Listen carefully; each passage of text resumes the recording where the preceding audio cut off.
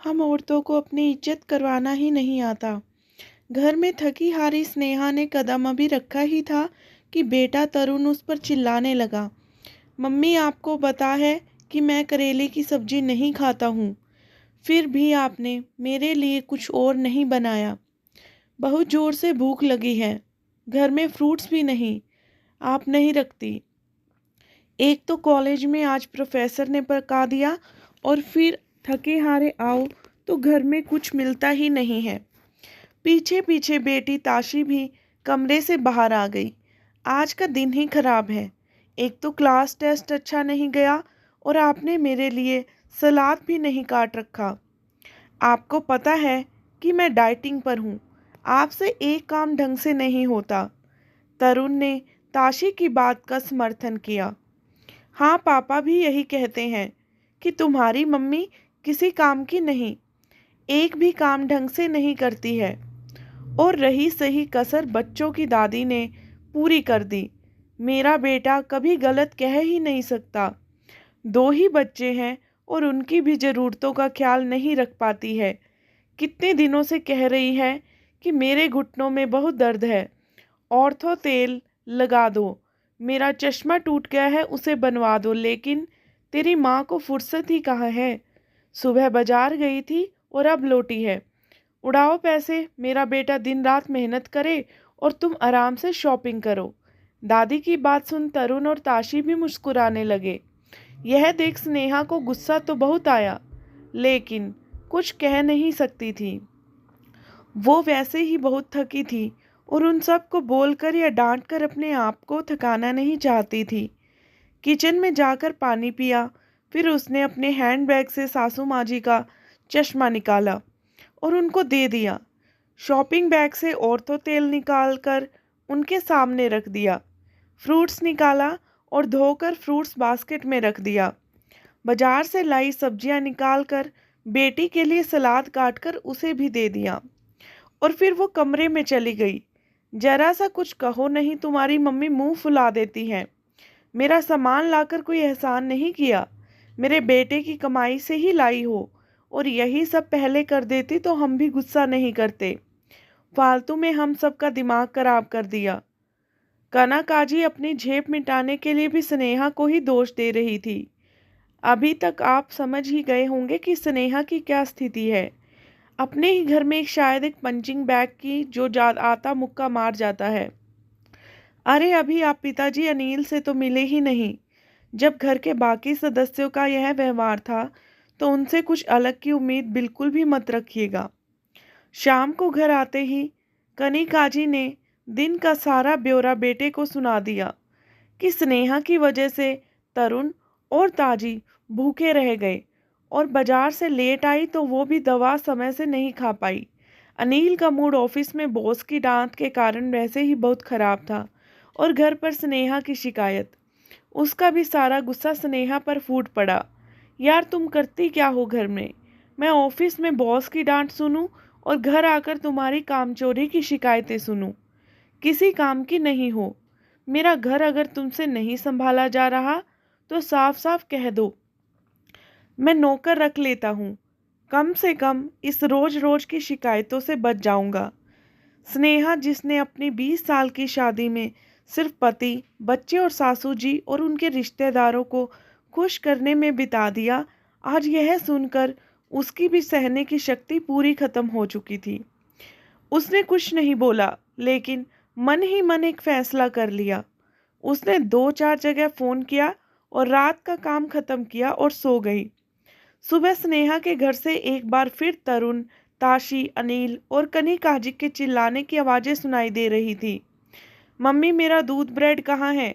मुझे आज ओट्स चाहिए। बहू, मेरे लिए आज उपमा बना दे। स्नेहा, मेरा टिफ़िन और नाश्ता कहाँ है? स्नेहा किचन से निकलकर आई। आप सभी को क्या, कैसे और कितना खाना है, इसे बता दीजिए। किचन से एक औरत बाहर आई। ये माया है। आज से आप सभी की ज़रूरतों का यही ख्याल रखेगी। ये क्या मजाक है स्नेहा? अनिल गुस्से से बोला। हमारे घर में आज तक कोई काम वाली नहीं रखी गई। तुम्हें तो सिर्फ मेरे बेटे की कमाई लुटानी आती है। यह घर का काम करेगी तो तुम क्या करोगी? कनिका जी भी तलखी, मम्मी जी मैं वही करूँगी जो 20 सालों से आप लोगों की नज़रों में करती आई हूँ। आराम। और अनिल, आपने ही मुझे कल कहा था ना कि अगर मुझसे आपका घर नहीं जा रहा तो आपको साफ साफ कह दूँ, आप नौकर रख लेंगे। तो आज मैं आपको और बाकी लोगों को साफ साफ बता रही हूँ कि अब मुझसे आपका घर नहीं संभाला जाएगा। आप सभी को तकलीफ ना हो इसलिए माया को काम पर रख दिया है। अब आपको जो चाहिए, जितना चाहिए, सब माया को समझा दीजिएगा। स्नेहा यह कहकर क्या नाटक शुरू कर दिया है। स्नेहा की बात से बौखलाया अनिल गुस्से से बोला, नाटक? यह नाटक नहीं है। नाटक तो आज तक आप सभी मेरे साथ करते आए हैं। आप पति बनने का, सासू जी माँ बनने का, और तरुण ताशी, अब उन्हें क्या कहें। आज तक जिस घर को अपना समझकर संभालती रही, कल पता चला कि वो तो मेरा है ही नहीं। मेरी औकात इस घर में एक नौकर की है, या फिर शायद उससे भी बुरी। सुबह से लेकर रात तक सिर्फ और सिर्फ आप लोगों के बारे में सोचती, चिंता करती, लेकिन सभी बदले में मीठे दो बोल नहीं मिलते। सासू जी को देखकर, मम्मी जी मैं बाजार घर की आपकी, बच्चों की और आपके बेटे की ज़रूरतों का सामान लेने गई थी। आपके बेटे की कमाई से अपने लिए कुछ नहीं लाई। थकी हारी धूप में घर आई, किसी ने एक गिलास पानी भी नहीं पूछा।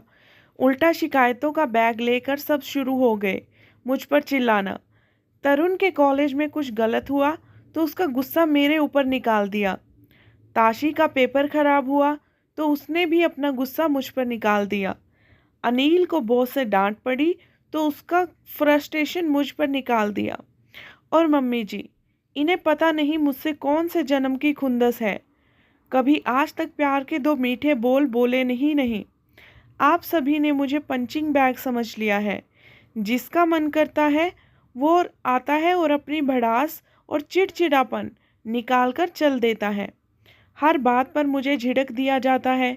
कभी भी आप लोगों ने मुझसे पूछा कि तुम्हें कोई तकलीफ़ है, तुम्हारी कोई चाहत है?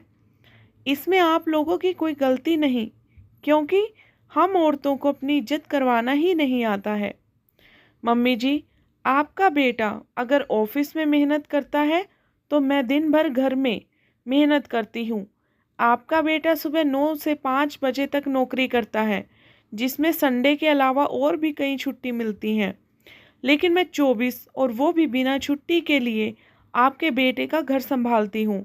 सबको उनकी ज़रूरतों का हर चीज़ सही तरीके से मिल जाता है। फिर भी मुझे कहा जाता है कि मैं किसी काम की नहीं और न ही मैं ढंग से काम करती हूँ। इसलिए मैं आज और अभी से आपके घर की जिम्मेदारी छोड़ रही हूँ। अपने घर कमरे में जाते हुए स्नेहा पलट कर बोलती है, अनिल, औरत सारी जिंदगी अपने वजूद को भुलाकर मकान को घर बनाने में लगा देती है और बदले में सिर्फ यही चाहत रखती है कि घर के सभी सदस्य उसे सम्मान दे, उसे प्यार के दो बोल बोले। लेकिन अफसोस मैं पूरे घर की ज़रूरतों का ख्याल रखती हूँ, लेकिन तुम सब मिलकर भी मेरी अकेली का ख्याल नहीं रख सके। सभी की आंखें शर्म से झुक गई। सच ही तो कहा था स्नेहा ने। सभी ने जाने अनजाने उसे पंचिंग बैग समझ लिया था। अगर आपके घर वाले भी आपके साथ यही व्यवहार कर रहे हैं तो आप भी पंचिंग बैग बनना बंद करें।